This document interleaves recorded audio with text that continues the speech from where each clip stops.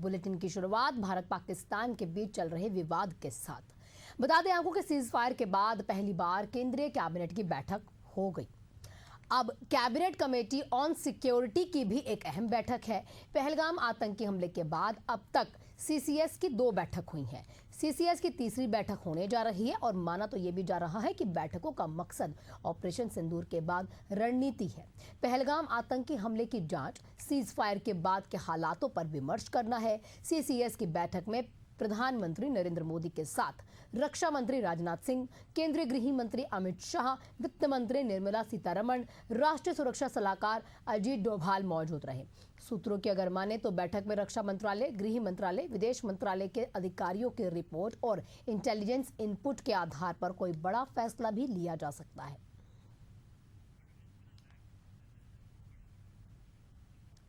तो बता दें आपको कि लगातार देखिए सीज फायर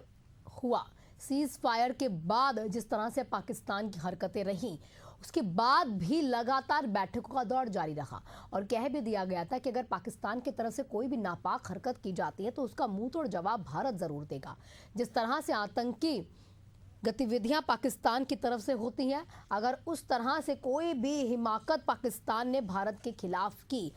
तो उसका जवाब जरूर किया जाएगा। अब देखिए सीसीएस की जो बैठक है वो लगातार चल रही है। आपको ये भी समझना जरूरी है कि सीसीएस की बैठक में क्या कुछ खास रहने वाला है। 1 बैठक हुई, 2 बैठक हुई, 3 बैठक हुई और बैठकों का दौर इसलिए चल रहा है ताकि कुछ रणनीति बनाई जा सके, समझा जा सके कि कैसे यहाँ पर ऑपरेशन सिंदूर के बाद जो रणनीति है वो तय होगी। लेकिन इन बैठकों में सबसे जरूरी ये रहता है कि हम पाकिस्तान को कब मुंह तोड़ जवाब देंगे और कैसे देंगे, हमारी क्या क्या इसमें अहम भूमिका रहने वाली है, जवानों को क्या निर्देश दिए जाएंगे, क्या पाकिस्तान के खिलाफ हमारी रणनीति होगी, ये बैठकों में शामिल होता है। अब देखिए इसमें रक्षा मंत्रालय, विदेश मंत्रालय और गृह मंत्रालय जुड़ा हुआ है और वही ये बताएंगे रक्षा के लिहाज से या फिर विदेशी रणनीतियों के इस लिहाज से कैसे बैठकों में चलना है।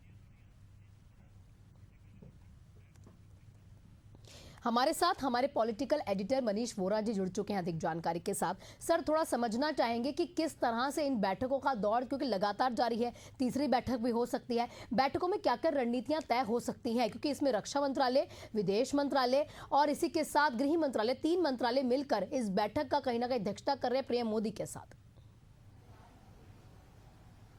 देखिए 2 बैठकें होनी है। सबसे पहले तो सीसीएस की बैठक होनी है, सीसीएस की बैठक के बाद में कैबिनेट की बैठक होनी है। तो दोनों बैठकें अलग अलग होनी हैं और कैबिनेट की जो बैठक होगी उसमें सारे मंत्रीगण मौजूद रहेंगे और उसके बाद में सीसीएस की जो बैठक होगी उसमें रक्षा मंत्री, गृह मंत्री, वित्त मंत्री जो है वो शामिल होंगे और इसके साथ साथ राष्ट्रीय सुरक्षा सलाहकार एनएसए जो अजीत डोभाल हैं वो भी उस बैठक में शामिल होंगे। तो दोनों बैठकों का क्या, देखिए अभी जो कुछ भी हुआ है देश के अंदर में घटनाक्रम जो हुआ है उसको लेकर के 2 बैठकें, दोनों ही महत्वपूर्ण बैठकें हैं। यदि हम बात करें तो कैबिनेट की जो बैठक होगी, कैबिनेट की बैठक में पहलगाम हमले के बाद भारत और पाकिस्तान के बीच जो तनाव की स्थितियां निर्मित हुई, उन स्थितियों के बाद में 3 दिन तक लगातार दोनों के बीच तनाव चला, तनाव के बाद में दोनों के बीच में सीज फायर हुआ और उसके बाद जो अब स्थिति है उन स्थितियों को लेकर के बात होगी। यानी कैबिनेट की जो बैठक होगी, मुझे लगता है कैबिनेट की बैठक में केंद्र सरकार का क्या रुख होगा इन सब के बाद में यह तय किया जाएगा और इसको लेकर के कैसे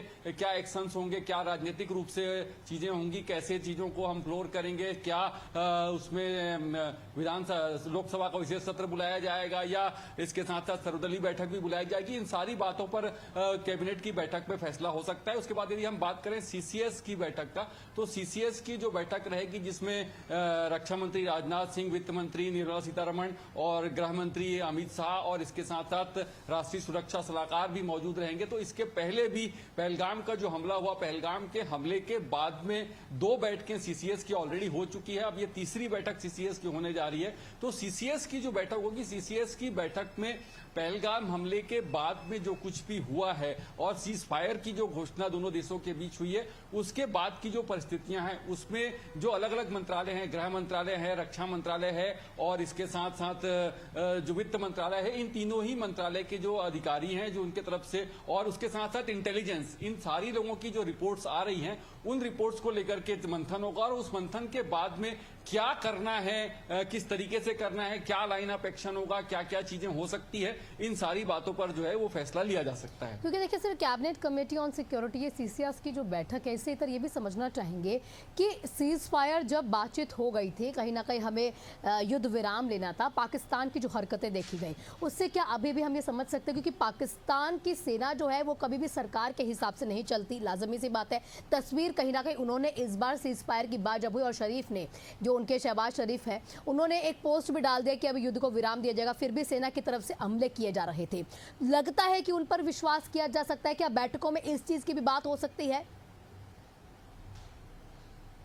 देखिए, पहले दिन से, जिस दिन सीज फायर की घोषणा हुई उस दिन से हम इस सवाल को उठा रहे हैं कि क्या पाकिस्तान पर विश्वास किया जा सकता है। तो मुझे लगता है हमने ये सारी चीजें सोशल मीडिया पर भी लोगों से पूछा था कि क्या पाकिस्तान पर विश्वास किया जा सकता है, तो अधिकांश, मतलब मुझे लगता है देश का हर व्यक्ति इस बात को कह रहा था कि नहीं, पाकिस्तान पर विश्वास नहीं किया जा सकता है। पाकिस्तान जो है वहां पर सत्ता की दो धुरियां होती है, एक तो जो राजनीतिक रूप से होती है, केंद्र सरकार होती है, वो होती है, और दूसरा जो होता है वहां पर सेना होती है। यानी सत्ता की दो धुरियां हैं, एक सेना है और एक सरकार है, और इन दोनों के बीच में पाकिस्तान में कभी भी समन्वय नहीं होता है। सेना और सत्ता जो है दोनों एक दूसरे के खिलाफ चलते हैं। तो इस चीज को देखते हुए पाकिस्तान की जो स्थिति है, जो आपने कहा कि सीज फायर की घोषणा हो गई, सरकार ने सीज फायर की घोषणा कर दी, मगर उसके बाद भी सेना का एक्शन जो है वो जारी रहा। लेकिन उसके बाद जब चौतरफा दबाव पाकिस्तान के ऊपर में पड़ा, तो उसके बाद पाकिस्तान ने उन चीजों को कंट्रोल किया और अब वहां पर स्थितियां थोड़ी सी सामान्य है, ये बताया जा रहा है। लेकिन वास्तविक स्थितियां क्या है बॉर्डर की, उसको यदि हम देखें तो मुझे लगता है कल भी जो है वो बॉर्डर्स पर कई जगह पर